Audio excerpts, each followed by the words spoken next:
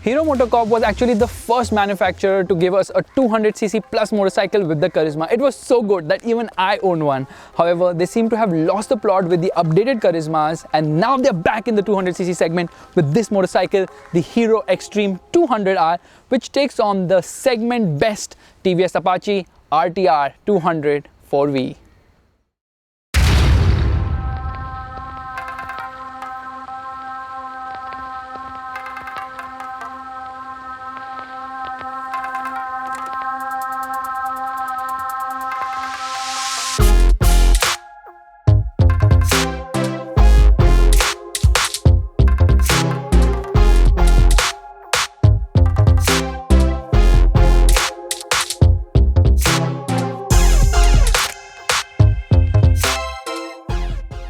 The Xtreme 200R looks more muscular. It has really chunky panels. Meanwhile, the Apache looks more sporty. It has a lot more attention to detail and also gets split seats, which the Xtreme lacks. In fact, the offset fuel cap and the small attention to detail all over the place on the Apache makes it look better here.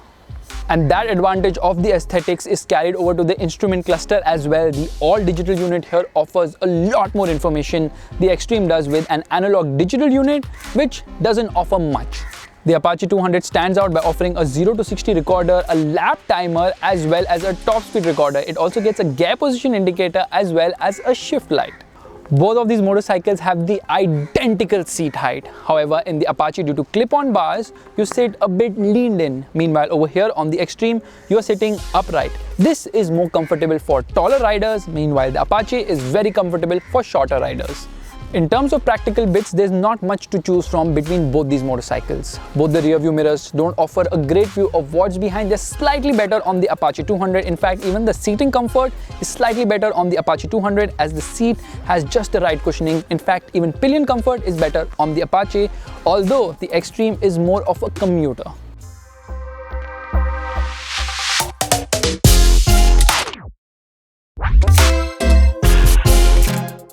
Both these motorcycles are powered by 200cc engines, but that's where the similarities end, because the engine on the Apache is simply better. It gets 4 valves instead of the Xtreme's 2 valves. It also gets a slipper clutch, 2.5 bhp more power, 1 Nm more torque, and thus this is the faster motorcycle over here.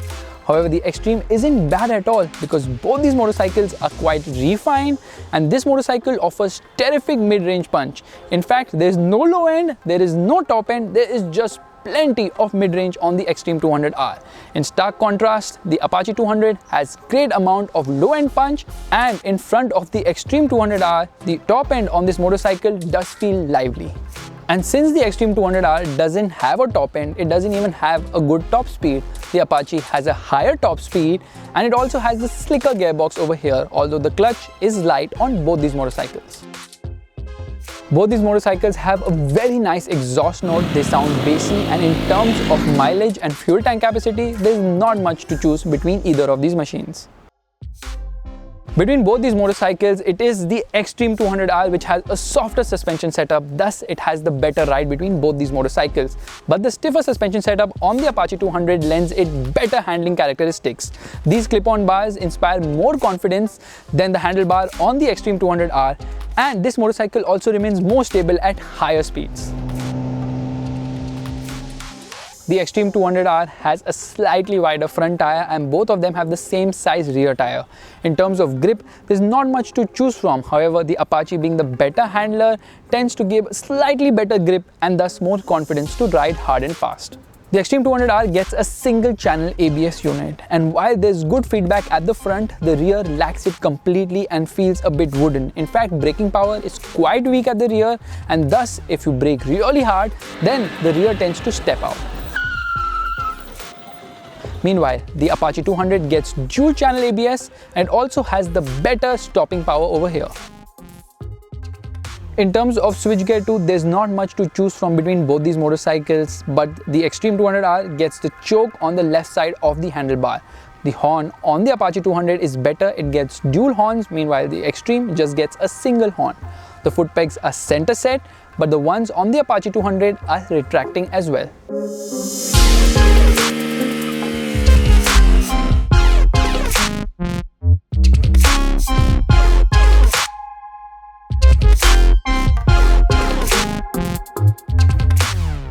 There's a clear differentiation between both these motorcycles. The Apache is more sportier, meanwhile the Xtreme 200R is much more commuterish. The price difference between this Xtreme 200R and the top of the line Apache RTR 200 4V Race Edition 2.0 is almost rupees 25,000. So if you want to do only commuter duties, then the Xtreme 200R makes a lot more sense. It's more comfortable, it's easier to flick through traffic, but the Apache is more fun to ride and obviously the better bike here as well. That doesn't mean we write off the Xtreme 200R. It's a perfect alternative to 150cc Japanese commuter motorcycles which are already priced at a premium. This motorcycle is indeed the easiest way to step up from the 150cc segment to the 200cc segment.